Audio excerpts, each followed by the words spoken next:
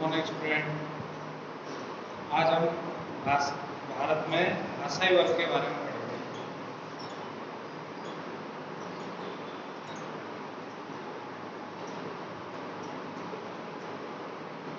जैसा कि हम जानते हैं कि स्वतंत्रता प्राप्ति के बाद भारत में भाषाई आधार पर राज्यों का गठन किया गया।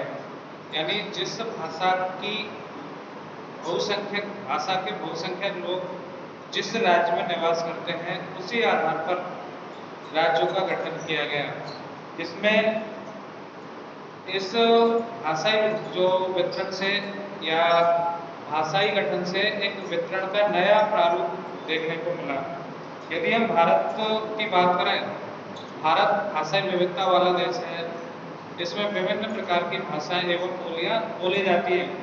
एक विदेशी विद्वान है जिनका नाम गेयर्सन, उन्होंने कहा कि 1903 से लेकर के 1928 तक का जो सर्वे है उसमें 197 भाषाएं और 544 प्रकार की बोलियां भारत में बोली जाती हैं। गेयर्सन के अनुसार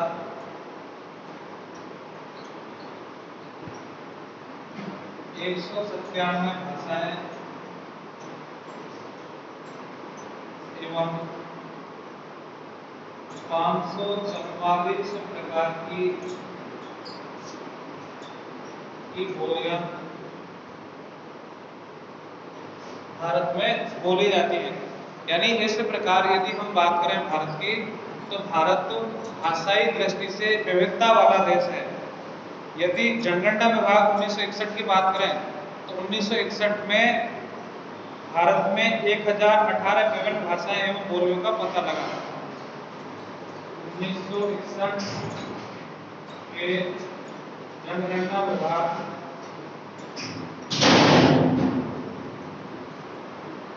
के अनुसार 1061 विभिन्न भाषाएं एवं बोलियों का पता चला। अब यदि हम भारत की संविधान की बात करें तो भारत के संविधान में 22 भाषाओं को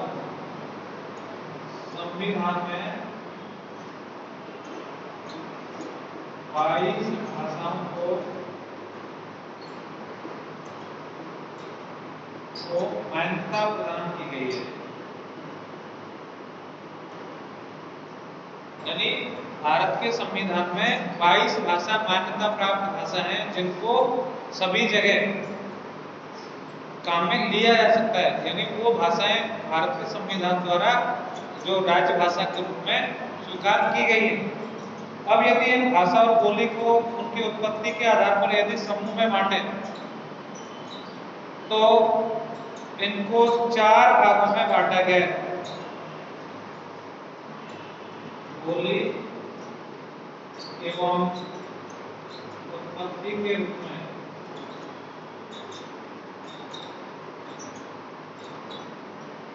भाषा समूह 4 भागों में बांटा गया है। पहले नंबर पर इंडो यूरोपियन।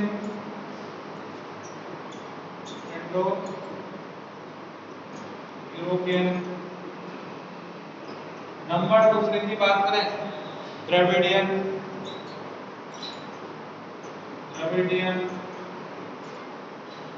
नंबर 3 की बात करें साइनो तिब्बत।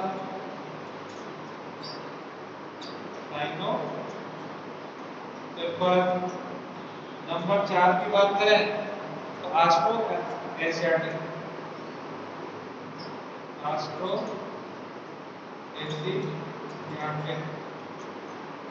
यानी ये 4 भाषा परिवार हैं भारत में जिनसे विभिन्न भाषा एवं बोलियों की उत्पत्ति हुई है। यानी देश की 98% जो भाषाएं हैं वो 2 भाषा समूह से 98% भाषा 2 भाषा समूह इंडो यूरोपियन और द्रविड़ियन भाषा समूह से संबंध रखती हैं। इन सभी भाषाओं के सापेक्षिक महत्व में परिवर्तन देखने को मिला है। यदि हम पहले की स्थिति के बारे में बात करें तो पहले की स्थिति में 9वीं शताब्दी तक भारत में जो एक प्रशासकीय भाषा थी, उस प्रशासकीय भाषा के रूप में संस्कृत का महत्वपूर्ण स्थान था। और ये जो पूरी भाषा जो है उत्तर भारत में, अब यदि इसकी स्थिति देखें हम, तो उत्तर भारत में ये भाषा बिल्कुल न के बराबर है। जो भाषा 9वीं शताब्दी तक प्रशासकीय भाषा के रूप में, जिस भाषा का नाम है संस्कृत, प्रशासकीय भाषा के रूप में जानी जाती थी, आज वो उत्तर भारत में बिल्कुल ना के बराबर है।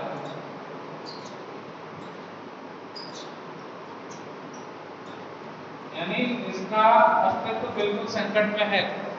यदि आगे की बात करें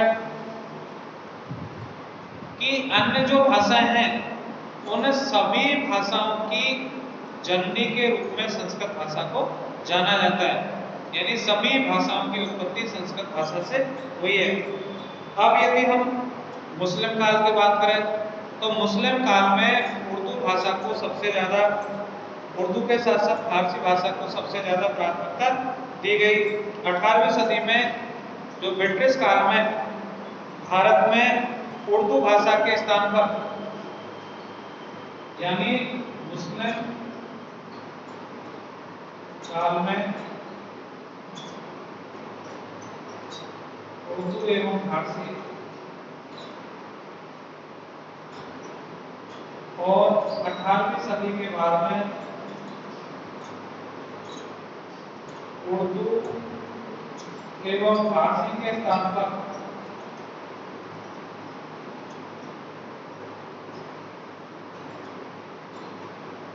पर अंग्रेजी भाषा को प्राथमिकता दी जाने लगी। अंग्रेजों ने अंग्रेजी भाषा को ज्यादा प्राथमिकता दी और स्वतंत्रता प्राप्ति के पश्चात हमारे देश में हिंदी भाषा को लोकप्रिय बनाने के पर जोर दिया गया और इसको राष्ट्रभाषा के रूप में समझा गया या राष्ट्रभाषा के रूप में देश के अधिकांश भागों में बोली एवं समझने के रूप में इसको प्रयोग में लिया जाने लगा। विश्व में अंग्रेजी एवं चीनी मंदारित भाषा के बाद में अंग्रेजी पहले नंबर पर, उसके बाद में चीनी व मंदारित भाषा सेकंड नंबर पर और हिंदी तीसरे नंबर पर सर्वाधिक बोले जाने वाली भाषा के रूप में जाने जाती है। यानी हिंदी विश्व में सर्वाधिक तीसरे नंबर पर बोले जाने वाली भाषा है, जो कि लगभग 337.3 मिलियन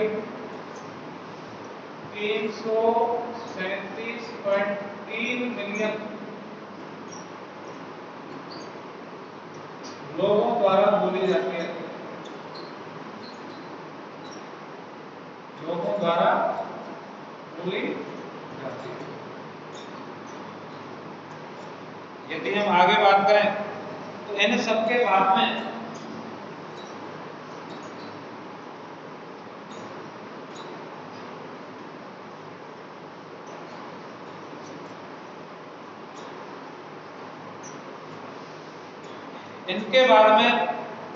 बंगाली भाषा 8.3%,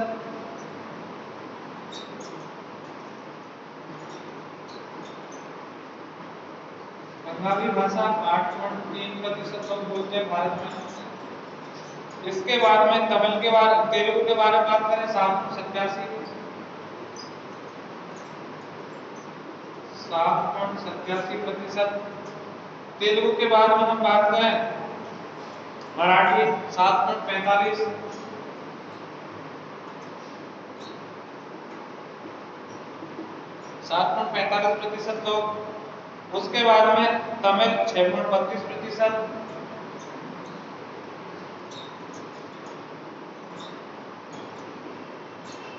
उसके बाद में उर्दू 5.18%।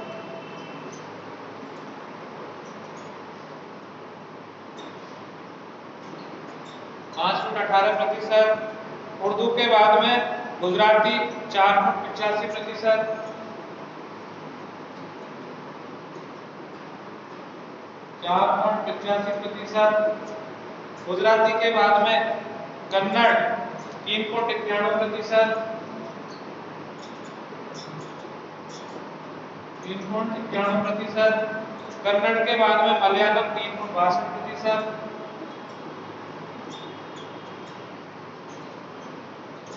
3.62%, और इसके बाद में पंजाबी 2.79%,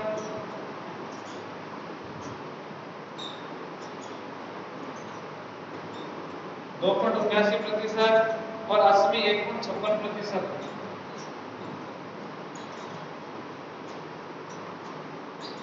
प्रतिशत लोगों द्वारा बोली जाने वाली भाषा के रूप में जानी जाती है। यदि और अन्य 1% में यदि हम बात करें तो 1% में जो हमारी जो पॉपुलेशन है उसका 1% भाग है वो सिंधी, कोंकणी, मणिपुरी, कश्मीरी के साथ साथ में संस्कृत और नेपाली भाषा को प्रयोग में लेते हैं। यदि हम भाषाई प्रधानता के आधार पर यदि राज्यों के बारे में बात करें तो राज्यों में जो गठन है उसमें भाषाई यानी भाषा को प्रमुखता से बेस आधार माना गया। उन राज्यों में अपनी भाषा के साथ साथ दूसरी भाषा बोलने वाले भी लोग रहते हैं, लेकिन बहुसंख्यक लोग उसी भाषा के रहते हैं जिस भाषा के आधार पर राज्यों का गठन किया गया। जैसे कि केरल में हम बात करें, केरल में मलयालम भाषा बोलने वाले लोग हैं, तमिलनाडु में तेलुगु भाषा बोलने वाले लोग हैं, आंध्र प्रदेश में उर्दू भाषा बोलने वाले राज्य हैं, ये ज्यादा अपनी उपस्थिति रखते हैं। वर्तमान में हिंदी के साथ साथ अंग्रेजी भाषा को भी सरकारी भाषा के रूप में प्रयोग में लिया जाता है। हिंदी के जो ऐसे राज्य जो हिंदी भाषा नहीं बोलते हैं और उनमें विशेष करके दक्षिणी भारत में अंग्रेजी भाषा को विशेष महत्व दिया जाता है। यदि हम 2011 की जनगणना की बात करें तो 2011 की जनगणना के अनुसार 48.69 करोड़ लोग 48.69 करोड़ लोग यानी कुल जनसंख्या का लगभग 40.22% भाग जो आगे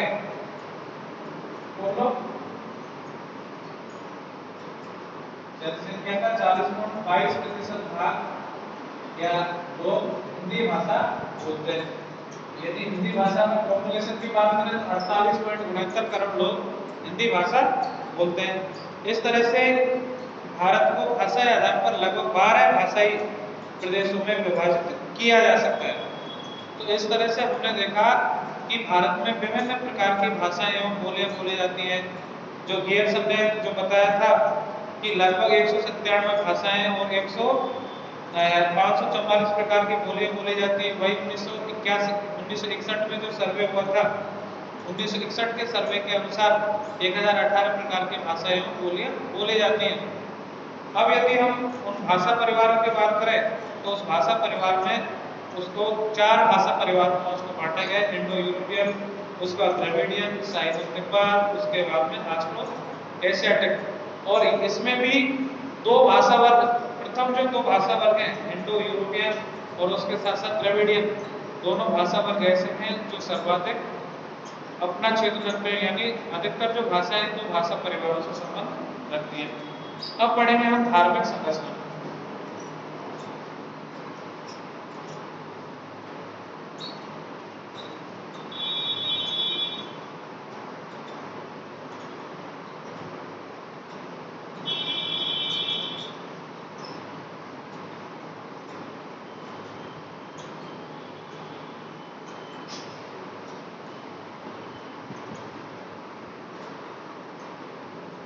जिस प्रकार से हमारे देश में विभिन्न भाषा एवं बोलियां पाई जाती हैं, उसी प्रकार से विभिन्न धर्मों के धर्मावलंबी भी हमारे देश में पाए जाते हैं।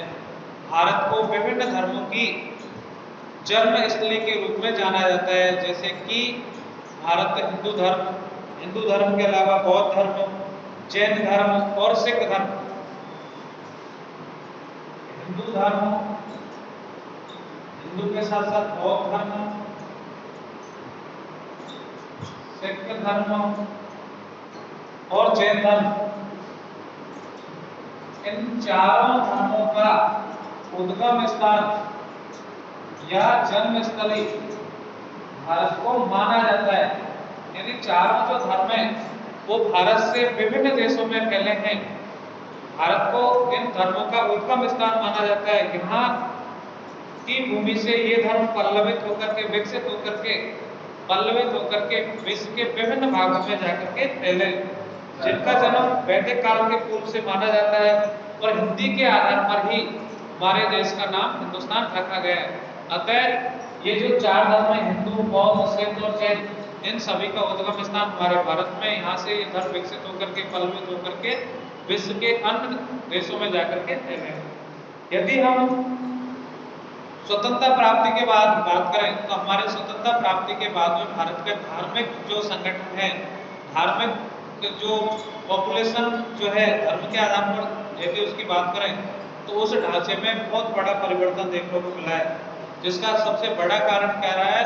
1947 में देश का विभाजन, यानी भारत और पाकिस्तान के अलग हो जाने के कारण जो मुसलमान या इस्लाम धर्म के लोग हैं उनके बड़े पैमाने पर भारत से स्थानांतरण हुआ है। और इस तरह से विभाजन से पहले यदि भारत की बात करें तो उसमें 66.5% लोग हिंदू थे। भारत में विभाजन से पहले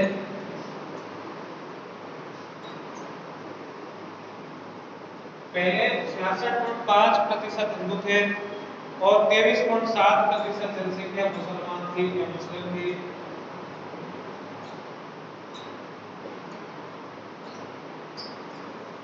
जो यदि आज की हम यदि स्थिति बात करें 2011 में, तो 2011 में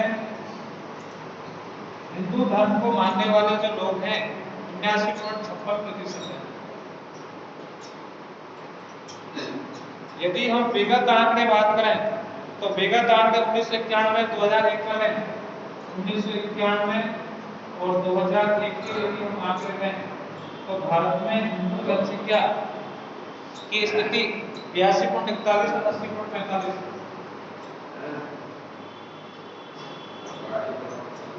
प्रतिशत थी। अब यदि हम बात करें मुस्लिम जनसंख्या की तो मुस्लिम जनसंख्या 2011 में 14.41% है। 14.41% मुस्लिम जनसंख्या भारत में पाई जाती है, जो 2001 में 13.43% थी। 2001 में 13.43% जनसंख्या मुस्लिम जनसंख्या भारत में पाई जाती है। यदि हम आंकड़े 2011 के आंकड़े लें, 2011 के यदि हम आंकड़े लें तो 2011 में हिमाचल प्रदेश में 95.43% लोग सर्वाधिक, हिमाचल प्रदेश में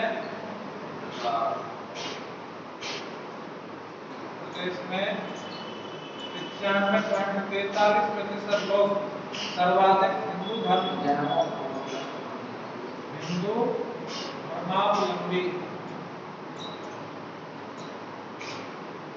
हिमाचल प्रदेश में, और सबसे कम यदि हम बात करें मिजोरम में हिंदू जनसंख्या 3.55% है। सबसे कम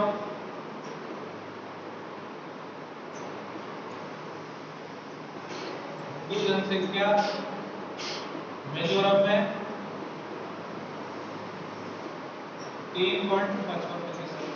तो इस तरह से यदि हम बात करें सर्वाधिक हिंदू जनसंख्या हिमाचल प्रदेश में और सबसे कम हिंदू जनसंख्या मिजोरम में पाई जाती है।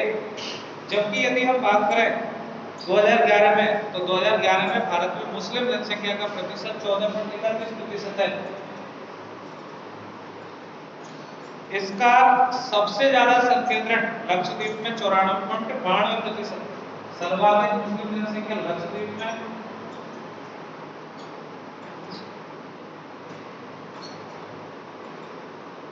लक्षद्वीप में 94.91%, जम्मू कश्मीर में उसके बाद 66.97% और सबसे कम मुस्लिम जनसंख्या मिजोरम में पाई जाती है। मिजोरम में जनसंख्या का प्रतिशत 1.14% है। सबसे कम मुस्लिम जनसंख्या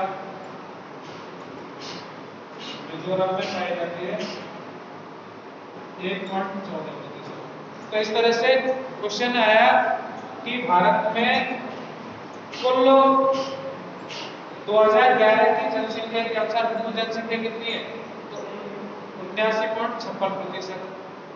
मुस्लिम जनसंख्या कितनी है, 14.41%। सर्वाधिक हिंदू हिमाचल प्रदेश में पाए जाते हैं, सबसे कम हिंदू मिजोरम में पाए जाते हैं। सर्वाधिक मुस्लिम जनसंख्या लक्षद्वीप में पाई जाती है 94.91% और सबसे कम मुस्लिम जनसंख्या मिजोरम में पाई जाती है। यदि हम अन्य धर्मों के हिसाब से 2011 के यदि जनसंख्या की बात करें तो हिंदू मुस्लिम के बाद में तीसरे नंबर पर जनसंख्या आती है ईसाई और कुल जनसंख्या का लगभग 2.36% लोग ईसाई जनसंख्या हमारे यहाँ पर निवास करती है। उसके बाद में चौथे नंबर पर आती है सिख। सिख की जो जनसंख्या है 1.74%। सिख की जनसंख्या कुल जनसंख्या का 1.74% हमारे भारत में निवास करते हैं। भारत की कुल जनसंख्या का 1.74% सिख जनसंख्या है, 2.36% ईसाई जनसंख्या है, 14.41% मुस्लिम जनसंख्या है और 79.56% जो लोग हैं वो हिंदू जनसंख्या से संबंध रखते हैं। यदि हम देश के विभाजन की बात करें तो देश के विभाजन के समय 66.5% लोग हिंदू थे और 23.7% मुस्लिम थे। वो बढ़कर के हिंदू जनसंख्या 79.56% पहुंची है। यदि हम और पिछले आंकड़े लें तो 1991 में 82.41% हिंदू थे जो 2001 में घट करके 80.45% हो गए और 2011 में 79.56% हो गए। इस तरह से हिंदू जनसंख्या में कमी देखने को मिली है और मुस्लिम जनसंख्या में वृद्धि देखने को मिली है। यदि हम अगली जनसंख्या के बारे में बात करें, अगले नंबर 5 पर तो बौद्ध जनसंख्या है, वो कुल जनसंख्या का लगभग 0.77% भारत की कुल जनसंख्या का बौद्ध जनसंख्या। पहले नंबर पर हिंदू,